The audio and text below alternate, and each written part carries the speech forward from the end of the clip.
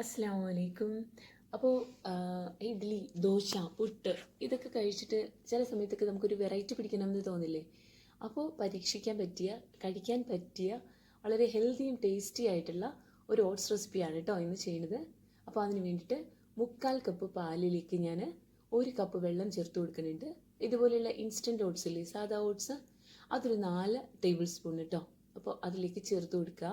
എന്നിട്ട് നന്നായിട്ടൊന്ന് മിക്സ് ചെയ്തിട്ട് ഒരു മീഡിയം ഫ്ലെയിമിലിട്ട് ഓട്സ് നന്നായിട്ടൊന്ന് കുക്ക് ചെയ്തെടുക്കുക കേട്ടോ. വളരെ പെട്ടെന്ന് തന്നെ കുക്കായി കിട്ടും. ഇൻസ്റ്റൻറ്റ് ഓട്സ് ആണ്, സാധാരണ നമുക്ക് എല്ലാ ഷോപ്പിലും വാങ്ങിക്കാൻ കിട്ടുന്നതാണ് കേട്ടോ. അപ്പോൾ അതിലേക്ക് ഞാൻ ഒരു 3 ഡേറ്റ്സ് ചെറുതായിട്ട് ചോപ്പ് ചെയ്ത് ചേർത്ത് കൊടുക്കുന്നുണ്ട് കേട്ടോ. ഒരു 2 മിനിറ്റ് ആയപ്പോഴേക്കും നന്നായിട്ട് ഓട്സ് വെന്ത് വന്നിട്ടുണ്ട്. ഇങ്ങനൊരു തിള വരുമ്പോഴേക്കും നമുക്ക് ഓഫ് ചെയ്യാം. അപ്പോൾ ഈ ഒരു കൺസിസ്റ്റൻസിയാണ്. കുറച്ചുകൂടെ കഴിയുമ്പോൾ കുറച്ചുകൂടെ തിക്കാവും കേട്ടോ.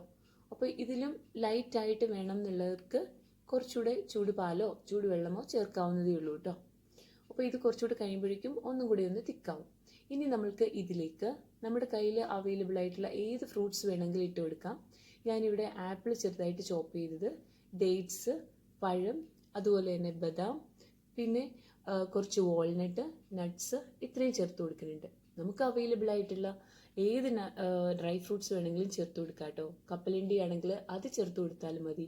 അതുപോലെ തന്നെ പപ്പായ ആയാലും മാംഗോ ആയാലും പേരയ്ക്ക ആയാലും ഒക്കെ നമുക്ക് ഇതിൻ്റെ കൂടെ ചേർത്ത് കൊടുക്കാം. ഏത് ചേർത്ത് കൊടുത്തു കഴിഞ്ഞാലും ഓട്സിൻ്റെ കൂടെ ചേർത്ത് കൊടുക്കുമ്പോൾ നല്ല ടേസ്റ്റാണ് കേട്ടോ കഴിക്കാൻ. ലാസ്റ്റ് ഞാൻ പിന്നെ കുറച്ച് ചിയ സീഡ്സ് കൂടെ ഒന്ന് സ്പ്രെഡ് ചെയ്ത് കൊടുക്കുന്നുണ്ട്.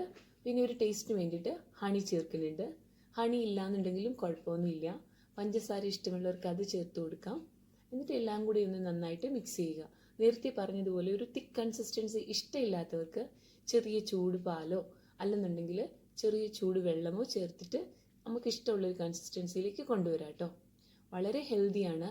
നമ്മുടെ ശരീരത്തിന് ആവശ്യമുള്ള ഒട്ടുമിക്ക പ്രോട്ടീനും ന്യൂട്രിയൻസും ഒക്കെ ഈ ഒരു ഓട്സ് റെസിപ്പിയിലൂടെ നമുക്ക് കിട്ടും. അപ്പോൾ എല്ലാവരും ട്രൈ ചെയ്ത് നോക്കുക. ഇഷ്ടപ്പെടുകയാണെങ്കിൽ സബ്സ്ക്രൈബ് ചെയ്യുക. നല്ലത് വരട്ടെ എന്ന് പ്രാർത്ഥിക്കുന്നു. മസ്സലാമ.